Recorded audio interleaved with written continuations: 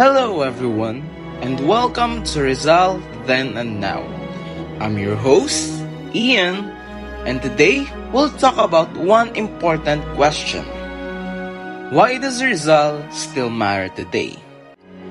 More than a century after his death, Rizal's idea continue to influence how Filipinos think about freedom, identity, and nationhood. In this episode, we'll explore his life, his writings, and how his message still applies to modern Philippine society.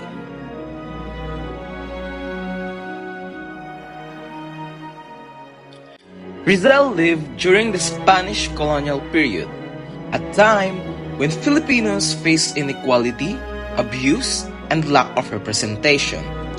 Instead of using violence, Rizal believed in reform through education and awareness. One of his famous quotes is, "The youth is hope of the fatherland." This shows how much he valued education.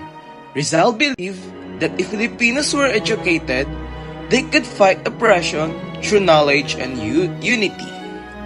According to historian Teodoro Agoncillo, Rizal's rule was not just a writer, but as a thinker who awakened national consciousness among Filipinos.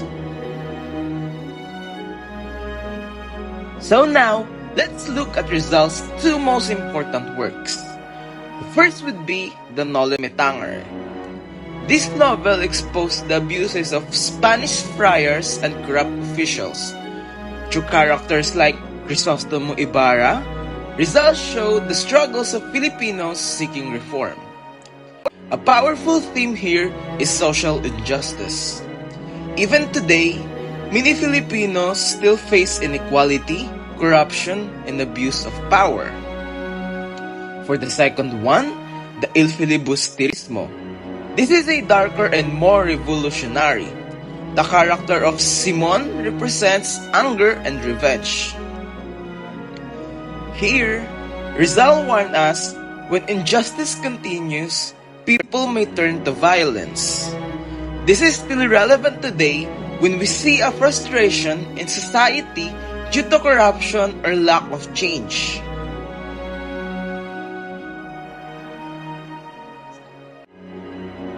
So how does Rizal's ideas influence us today? So in terms of education, Rizal's believe that education is key to freedom. Today, education remains a powerful tool for change, but challenges like inequality and access still exist. Second one is nationalism. Rizal inspired Filipinos to love their country, not blindly, but critically. Historians like Renato Constantino argued that Rizal teaches us to question systems and think independently.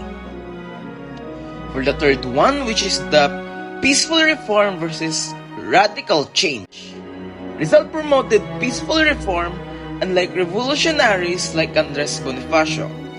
Today, this raises an important question that should change come through peaceful means or stronger actions? Rizal's greatest contribution was not just his writings, but his courage to speak the truth. His life teaches us to think critically, to stand against injustice, and use knowledge as power. In a world full of misinformation and social issues, Rizal's message is more relevant than ever.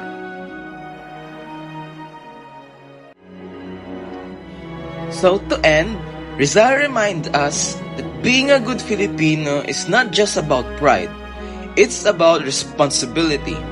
His works, especially the Noli Me Tangere and El Filibusterismo, continue to challenge us. Are we learning from history, or are we repeating the same mistake? Thank you for listening to Rizal Then and Now.